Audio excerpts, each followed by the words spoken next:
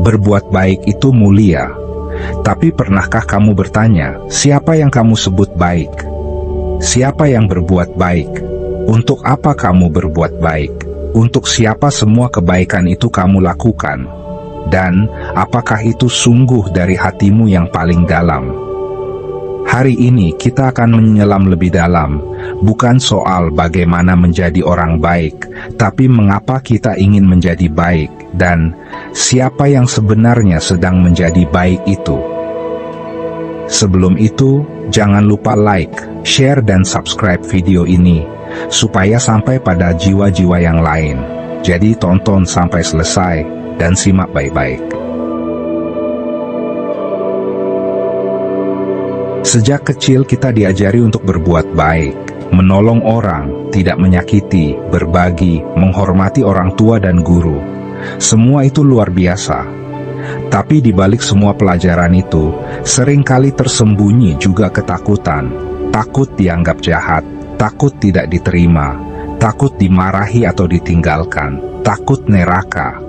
Akhirnya kita tumbuh menjadi baik, tapi baik yang terdikte atau terprogram, baik karena takut, bukan baik karena sadar. Dan kita pun mulai berpura-pura baik, agar tidak dikucilkan, agar diterima, dan supaya dapat tempat di dunia ini. Tapi, topeng ini lama-lama melekat begitu erat, sampai kita lupa, mana yang tulus dan mana yang hanya reaksi dari luka batin. Siapa yang sedang berbuat baik? Pernahkah kamu bertanya, siapa yang ingin terlihat peduli? Siapa yang bersedekah supaya masuk surga? Siapa yang menolong lalu berkata, aku sudah melakukan kebaikan? Siapa yang mengasihani orang lain sambil merasa lebih tinggi? Jawabannya, ego. Ego halus, ego yang menyamar sebagai cinta. Dan ini bukan berarti kamu jahat, tapi kamu sedang terjebak dalam ilusi kesalehan yang dibentuk oleh pola pikir kolektif. Kebaikan semacam ini bukanlah kebaikan sejati. Ini hanya kontrak batin yang tidak kita sadari. Kalau aku berbuat baik, maka aku layak dicintai, diakui, dipuji, diberi surga, diberi rasa damai. Apa itu kesadaran murni? Kesadaran murni adalah ruang batin terdalam yang tidak terikat oleh ego, luka, konsep, atau keinginan untuk menjadi apapun. Ia hadir sebagai kesadaran murni itu sendiri, hening, jernih, tidak memihak. Dalam kesadaran murni, tidak ada motif tersembunyi, tidak ada pencitraan, tidak ada balasan yang diharapkan. Kesadaran murni bukan tentang menjadi baik, tapi tentang menjadi jujur. Jujur pada diri sendiri, pada niat terdalam, pada luka yang belum selesai, pada ego yang masih berusaha memanipulasi kebaikan. Mengapa kesadaran murni penting? Karena kalau tidak belajar mengenal kesadaran murni, kita hidup dari pola reaktif. Baik karena takut dihukum, menolong karena ingin terlihat saleh, bersikap manis karena ingin dikagumi. Kita tidak hidup dari cinta, kita hidup dari keinginan untuk terlihat penuh cinta. Tanpa sadar, hidup ini kita bangun di atas topeng-topeng sosial. Dan celakanya, topeng yang dipakai terlalu lama, sering dianggap sebagai wajah kita sendiri. Kebaikan tanpa kesadaran bisa menjadi manipulasi yang terselubung. Contohnya, seorang relawan yang menolong demi konten, tapi marah kalau tidak ada yang apresiasi. Seorang dermawan yang bersedekah, tapi menyindir orang miskin yang malas bekerja. Seorang guru yang mengajar dengan cinta, tapi kecewa jika muridnya tidak menyembahnya sebagai idola. Apakah itu sungguh cinta, atau ego yang sedang pakai jubah kebaikan? Apa yang berubah jika kita hadir dalam kesadaran murni? Ketika kamu mulai hadir dari kesadaran murni, kebaikanmu tidak lagi menjadi kewajiban atau alat untuk dipuji. Kamu tetap membantu, tapi tidak butuh terima kasih. Kamu tetap memberi, tapi tidak berharap dikembalikan. Kamu tetap hadir, tapi tidak berharap dikenang.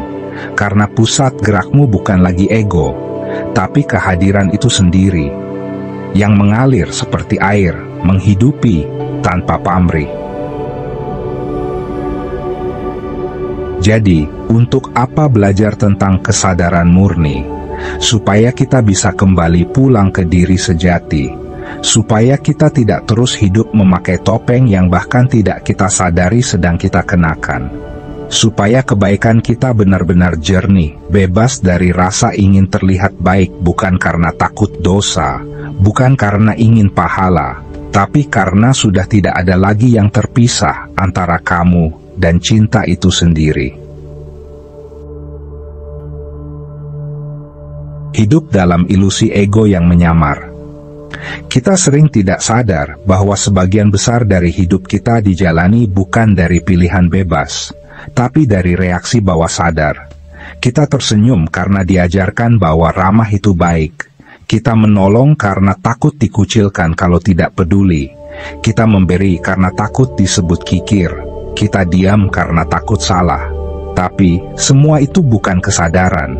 Itu adalah respons otomatis yang dibentuk oleh lingkungan, ajaran, trauma, dan harapan sosial.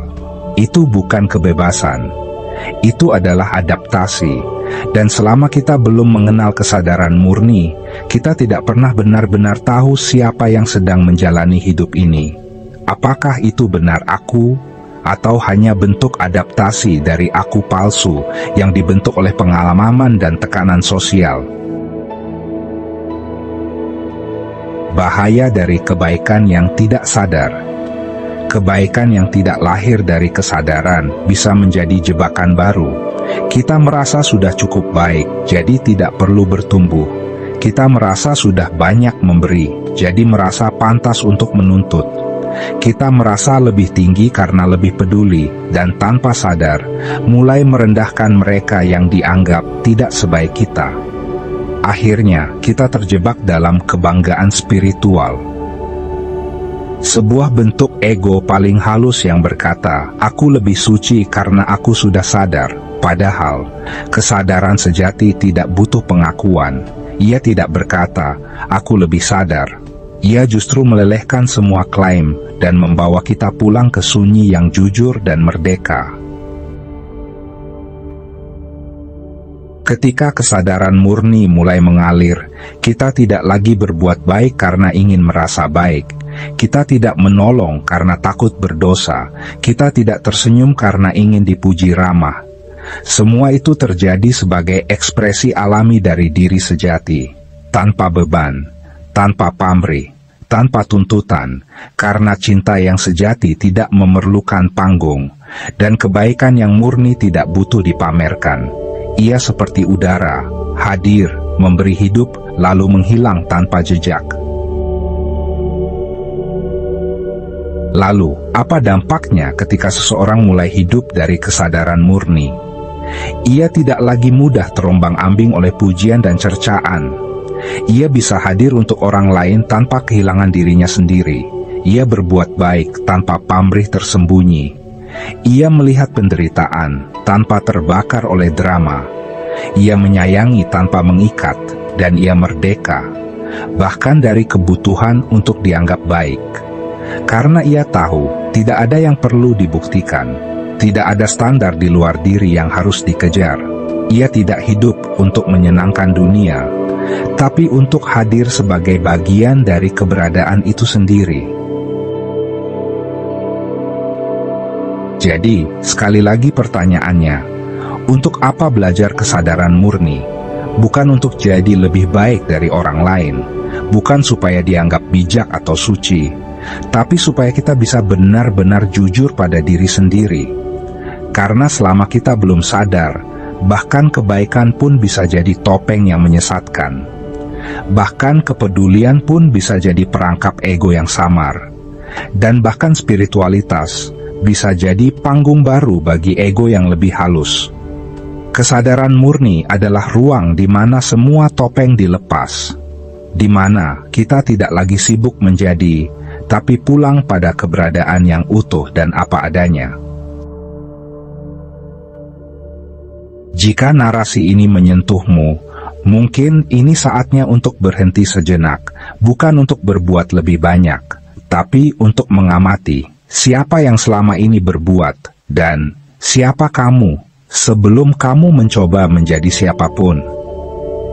Jangan lupa like, komen, dan subscribe jika kamu merasa narasi ini membuka ruang baru di dalam kesadaranmu.